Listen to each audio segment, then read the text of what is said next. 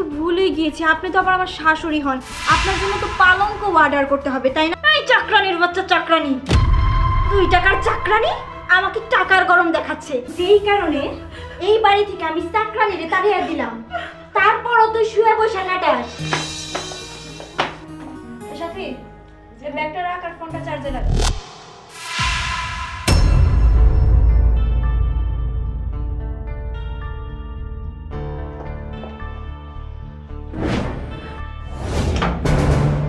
কি ব্যাপার? যখনই বাসা থেকে বের হই এভাবে পড়ে পড়ে ঘুমা। এরকম করে ঘুমালে তো শরীরে আরো অসুখ বেড়ে যাবে। আপনার চিকিৎসার খরচ দিবে কে? বৌমা, রান্নাঘরে আমারে ঘুমাইতে দাও।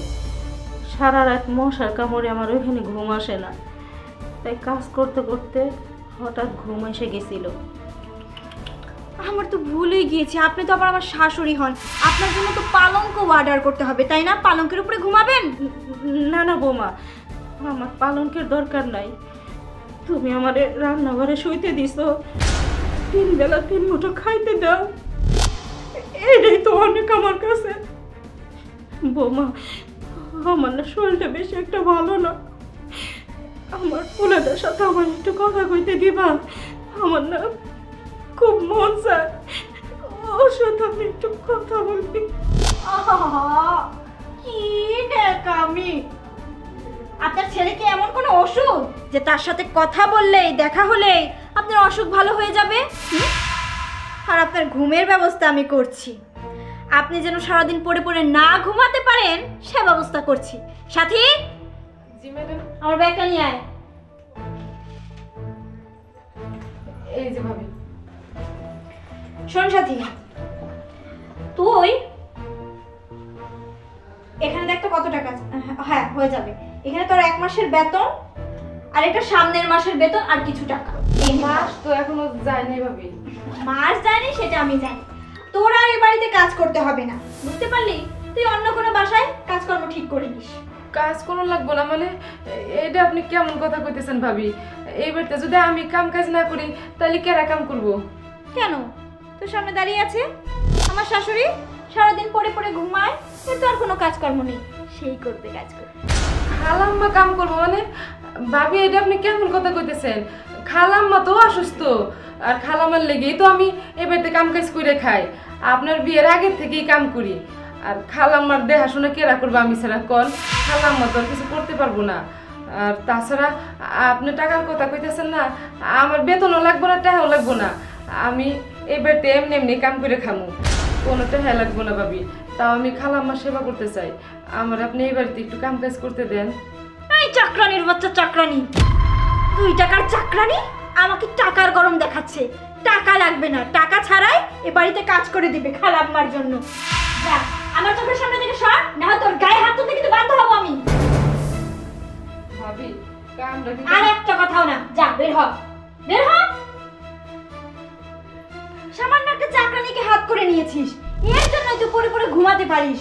ব্যবস্থা করলাম না, এখন ঘুমাস পড়ে পড়ে। সারাদিন কাজের মধ্যে থাকবি, শরীরও ভালো থাকবে, শরীরে কোনো অসুখ বিসুখও ঢুকবে না। এখন থেকে এই কাজে লেগে পড়েন, আর শুয়ে বসে খাওয়া হবে না। কোনো কাজে যদি ফাঁকি দিয়েছেন তাহলে যেখানে শুতে দিয়েছি সেই জায়গাটা থাকবে না।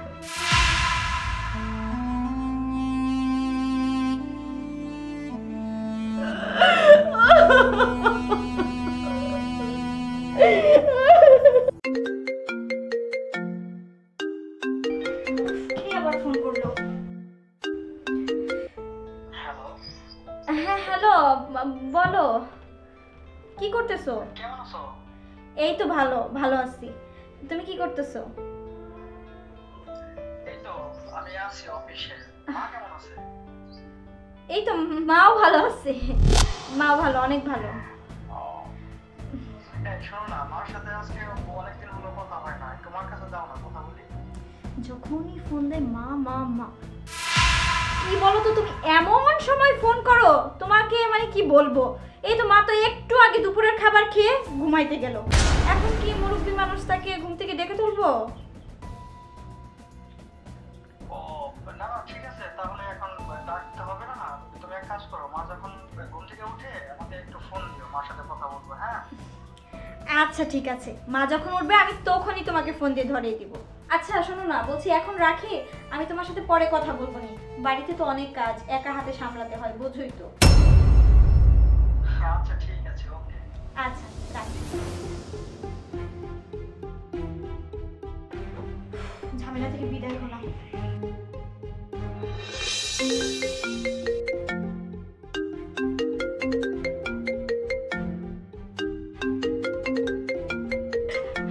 আমার ফুলাই ফোন দিছে। হ্যালো বাজান, তুই কেমন আছোস? হ্যাঁ মা, আমি ভালো আছি। তুমি কেমন আছো? আছি, আমি একটু অসুস্থ তো, ভালো আছি। আমি যখনই ফোন দিই তোমার সাথে কথা বলতে চাই, তোমার বৌমা বলে যে তুমি শুধু ঘুমাও। হ বাজান, আমি ঘুমাইছিলাম, এই তো তোর ফোন পাইয়া উঠেই তো আমি ফোনটা ধরছি। বাজান রে, আমার শরীরটা বেশি ভালো না, কতদিন তোর মুখ কান দেখি না, তুই একটু তাড়াতাড়ি আয় বাজান। হ বাজান, কত যায় না, বয়স হয়ে গেছে, কবে কি হয়ে যায়। ঠিক আছে মা, তুমি কোনো চিন্তা করো না, আমি কালকের মধ্যেই ছুটি নিয়ে বাড়িতে আসতেছি। আচ্ছা ঠিক আছে বাজান, আমি তোর অপেক্ষায় থাকো, রাখলাম। আচ্ছা ঠিক আছে, ওকে ওকে।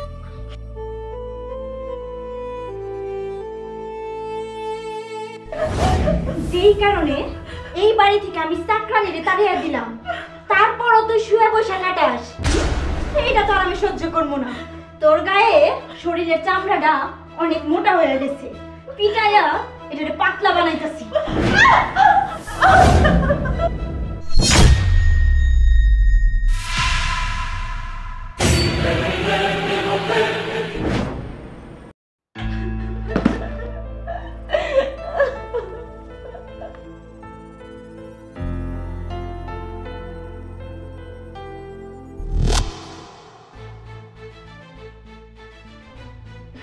তুমি শহর থেকে হঠাৎ করে চলে আসলা।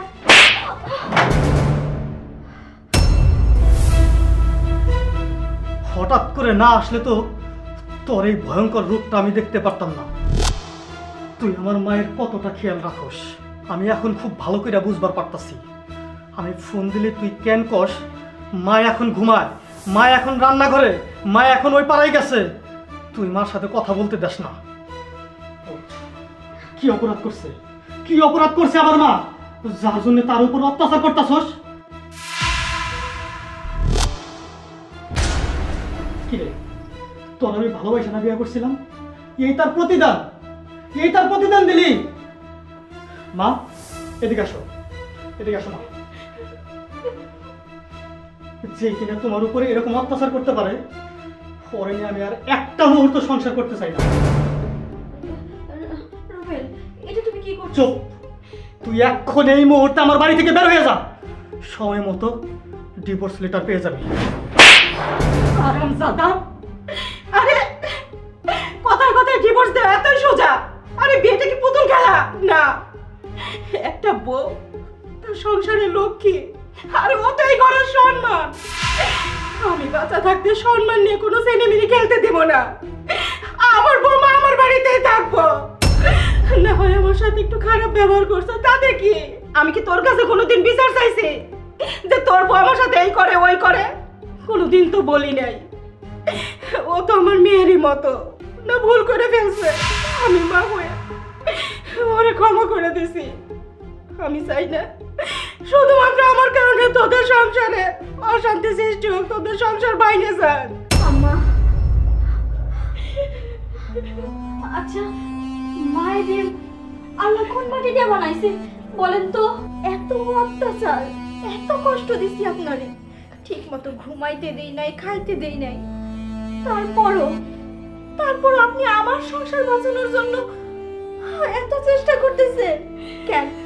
আপনি তো চাইলেই পারতেন আমার এই সংসার থেকে বের কইরা আপনার ছেলের জন্য অন্য কোনো বউ আনতে। না না বৌমা, আমি চাই না তুমি এই বাড়ি থেকে বের হয়ে যাও।